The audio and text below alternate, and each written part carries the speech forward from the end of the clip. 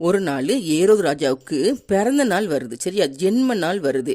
இந்த ஏரோதுடைய ஜென்ம நாளில் ஏரோது ராஜா என்ன பண்ணுறாருன்னா ஒரு விருந்து வைக்கிறாரு. யாருக்கெல்லாம் விருந்து வைக்கிறாருன்னா தன்னுடைய பிரபுக்கள், சேனாதிபதிகள், கலிலேயா நாட்டின் பிரதான மனுஷர்களுக்கு விருந்து வைக்கிறாரு.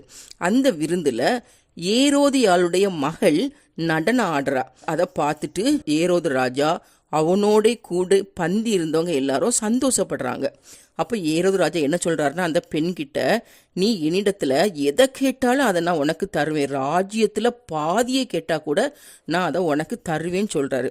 உடனே ஏரோதியால் என்ன பண்றான்னா தன்னுடைய மகளை கூப்பிட்டு சொல்றா, நீ யோவான் ஸ்நானனுடைய தலைய ஒரு தாளந்துல வச்சு தாங்கன்னு சொல்லி கேளுன்னு சொல்லி தூண்டி விடுறா. உன்னை போய் ஏரோது ராஜாட்ட கேட்பா, எனக்கு யோவான் ஸ்நானுடைய தலைய ஒரு தாளந்துல வச்சு தாங்கன்னு சொல்லி கேட்கா. இது ஏரோது ராஜாவுக்கு மிகுந்த கஷ்டத்தை உண்டாக்குது, ரொம்ப துக்கத்தை உண்டாக்குது.